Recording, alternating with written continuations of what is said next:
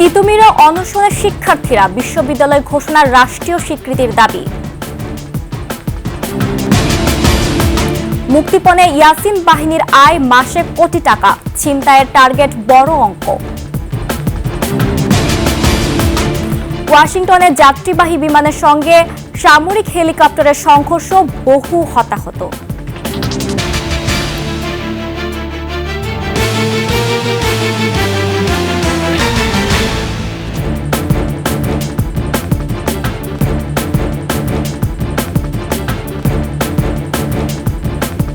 শুনছিলেন সংবাদ শিরোনাম। আমন্ত্রণ ২১শে সংবাদে, সাথে আছি আমি জান্নাতুল বুশরা।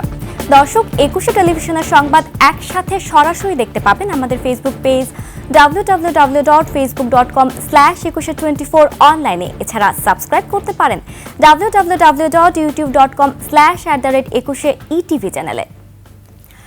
রাজধানীর সরকারি তিতুমির কলেজকে স্বতন্ত্র বিশ্ববিদ্যালয় হিসেবে স্বীকৃতি দিয়ে বিশ্ববিদ্যালয় একাডেমিক ক্যালেন্ডার প্রকাশ সহ ৭ দফা দাবিতে আমরণ অনশন কর্মসূচি পালন করছে শিক্ষার্থীরা। মানিক শিকদারের রিপোর্ট।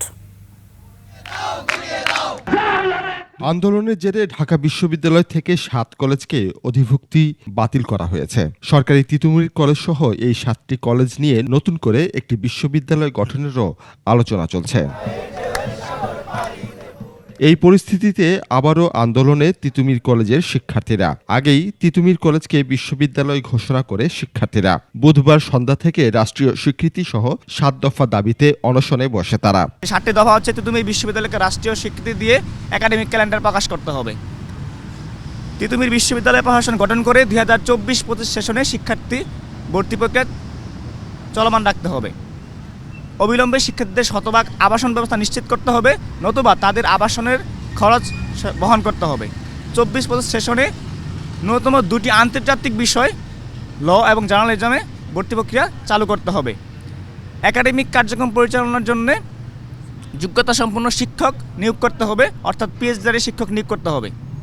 সেই সাথে শিক্ষার মান উন্নয়নের জন্য আসন সংখ্যা সীমিত করতে হবে এবং আমাদের ৭ম দফাটি হচ্ছে আন্তর্জাতিক মানের গবেষণাগার বিনির্মাণের জন্য জমি এবং অর্থ বরাদ্দ দিতে হবে। অন্তর্বর্তী সরকার শিক্ষার্থীদের আন্দোলন নিয়ে টালবাহানা করছে বলে অভিযোগ তাদের। সবাই বলে ৭ কলেজ কিন্তু তিতুমির কিন্তু ৭ কলেজ কাঠামোর বাইরে যে স্বতন্ত্র বিশ্ববিদ্যালয়ের দাবিতে আন্দোলন করতেছে। তিতুমির সারা জীবন বুদ্ধিভিত্তিক আন্দোলন করেছেন। তিতুমিরের জীবনী থেকে শিক্ষা নিয়ে আমরা বুদ্ধিভিত্তিক আন্দোলনের দিকে যাচ্ছি। আমরা জনদুর্ভোগ এড়িয়েছি এবং অদূরেও আগামী দিনেও আমরা জনদুর্ভোগ তৈরি করব না। আমাদের আন্দোলন চলবে এভাবেই। দাবি আদায় না হওয়া পর্যন্ত এই কর্মসূচি অব্যাহত থাকবে বলে হুঁশিয়ারি করেন শিক্ষার্থীরা। এখানে যারা শিক্ষার্থীরা আছে তাদেরকে না জানিয়ে কোনো ধরনের সিদ্ধান্ত এই শিক্ষার্থীরা মেনে নেবে না। মানিক শিকদার, ২১শে টেলিভিশন, ঢাকা। কোটি টাকার নিচে তারা ছিনতাই করে না। অপহরণের পর মুক্তিপণও কোটি টাকার কম হয় না। রাজধানীর গুলশান বনানী বাড্ডা এলাকায় ছিনতাই ও অপহরণ করে তাদের মাসে আয় কোটি টাকা। অপরাধ জগতের এই চক্রটি ইয়াসিন বাহিনী নামে পরিচিত। রাজধানীর সিটি মানি এক্সচেঞ্জের মালিক আব্দুল কাদের শিকদার ও তার শ্যালক আমির হামজার কোটি টাকা ছিনতাই মামলার তদন্তে নেমে এসব চাঞ্চল্যকর তথ্য পেয়েছে পুলিশ। বিস্তারিত জানাচ্ছেন দীপু শিকদার। ২১ জানুয়ারি রাত ৯টা গুলশান ২-এর ডিসিসি মার্কেটের সামনে দিয়ে যাচ্ছিলেন সিটি মানি এক্সচেঞ্জের মালিক আব্দুল কাদের শিকদার ও তার শ্যালক আমির হামজা। তাদের মোটরসাইকেলের গতিরোধ করে গুলশান বনানী এলাকার সন্ত্রাসী ইয়াসিন।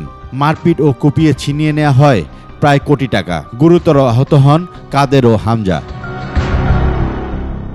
খবর পেয়ে মানি এক্সচেঞ্জের লোকজন ঘটনাস্থলে আসলেও ততক্ষণে দুর্বৃত্তরা পালিয়ে যায়, ছিনিয়ে নিয়ে যায় সব নগদ অর্থ।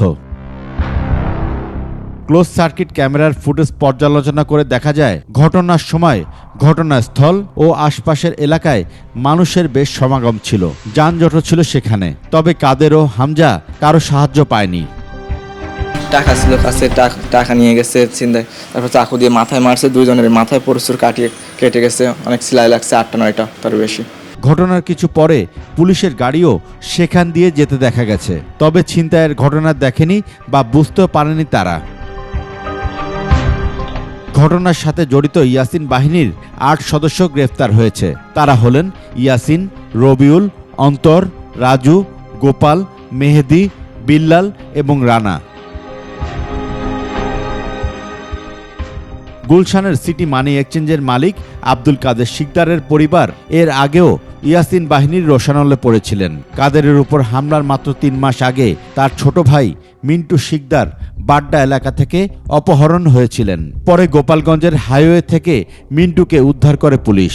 ওই ঘটনায় ইয়াসিন গ্রেফতারও হয়। পরে জামিনে বেরিয়ে পুরনো পেশায় ফিরে যায় সে। মামলা তুলে নিতে এখনও হুমকি দেয়া হচ্ছে বলে অভিযোগ আহত কাদের পরিবারের সদস্যদের। ওরা এইগুলো করে বেড়ায়, ওদের একটা গ্রুপ আছে, ওরা আবারও হুমকি দিয়ে বলতেছে তোমাদেরকে মেরে ফেলাবো, এই কেস উঠায় নিতে হবে। গুলশান থানা পুলিশ মিন্টু ও কাদেরের উপর হামলা, অপহরণ ও ছিনতাইয়ের ঘটনা গুরুত্বের সাথে বিবেচনা করছে। দুই পক্ষই হচ্ছে আপনার মানি এক্সচেঞ্জের ব্যবসা বা ওই যে কি বলে হুন্ডি ব্যবসা, যেটাই বলেন আপনি, পরস্পর একই গ্রামের। তো 3-4 মাস আগে বাড্ডা থানা এলাকায় লেনদেন সংক্রান্ত টাকা পয়সা মিন্টুকে অপহরণ করা হয়েছিল, ওখানে একটা মামলা আছে। ওইটা থেকে জামিন পাওয়ার পরে ইয়াসিন হুমকি দিয়েছিল আর কি। পরবর্তীতে 21 তারিখ রাতে এই ঘটনা। ছিনতাই ও অপহরণকারীদের ধরতে ঢাকা মহানগর পুলিশের অভিযান অব্যাহত আছে বলে জানান ডিএমপির মুখপাত্র তালেবুর রহমান। এইসব অপরাধ প্রতিরোধ করার জন্য ঢাকা মেট্রোপলিটন পুলিশের পক্ষ থেকে নানা ধরনের উদ্যোগ গ্রহণ করা হয়েছে। একটা বিষয়ে আমরা যেসব অপরাধ বা ঘটনাগুলো আমাদের দৃষ্টিগোচর হচ্ছে আমরা সেগুলো মামলা হিসেবে রেকর্ড করছি এবং আইনি ব্যবস্থা গ্রহণ করছি। ছিনতাইকারীদের বিরুদ্ধে আমাদের যে অভিযান সেটা কিন্তু আরও বেশি জোরদার করা হয়েছে। মামলার সংখ্যা বাড়লেও অপরাধের প্রবণতা কমেছে বলে জানান তিনি। বর্তমান সময়কাল পর্যন্ত এই ছিনতাইকারীদের বিরুদ্ধে আমাদের অভিযান অব্যাহত রয়েছে এবং এটা আরও জোরদার করা হয়েছে। দীপু শিকদার, 21 টেলিভিশন, ঢাকা। সামরিক হেলিকপ্টার। ওয়াশিংটনে মাঝ আকাশে যাত্রীবাহী বিমানের সাথে সামরিক হেলিকপ্টারের সংঘর্ষ হয়েছে। বুধবার রাতে রিগান ওয়াশিংটন ন্যাশনাল এয়ারপোর্টের কাছে সেনাবাহিনীর ব্ল্যাক হক হেলিকপ্টারের সাথে যাত্রীবাহী বিমানের সংঘর্ষ হয়। যাত্রীবাহী বিমানে 64 জন আরোহী ছিলেন। সংঘর্ষে বিমান দুটি পটম্যাক নদীতে পড়ে যায়। পুলিশ সহ বিভিন্ন সংস্থা উদ্ধার কাজ পরিচালনা করছে। বহু হতাহতের আশঙ্কা করা হচ্ছে। মার্কিন প্রেসিডেন্ট দুঃখ প্রকাশ করে বলেছেন, হোয়াইট হাউস ঘটনাটি গভীরভাবে পর্যবেক্ষণ করছে।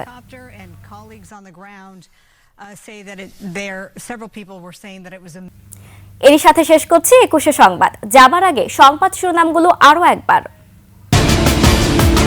তিতুমিরে অনশনের শিক্ষার্থীরা, বিশ্ববিদ্যালয় ঘোষণার রাষ্ট্রীয় স্বীকৃতির দাবি।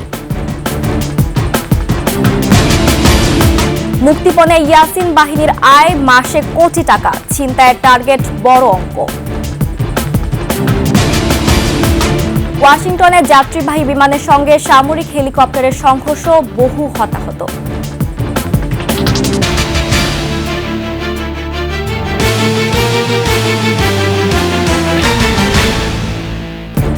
সর্বশেষ সংবাদ জানতে ডায়াল করুন 2021 নম্বরে আর ভিজিট করুন 21-tv.com ওয়েবসাইটে। ফেসবুকে ভিজিট করতে পারেন www.facebook.com/2124 অনলাইনে। এছাড়া সাবস্ক্রাইব করতে পারেন www.youtube.com/21etv চ্যানেলে। এতক্ষণ সঙ্গে থাকার জন্য ধন্যবাদ। পরবর্তী সংবাদ দুপুর 1টায় দেখার আমন্ত্রণ রইল। 21-এর সাথেই থাকুন।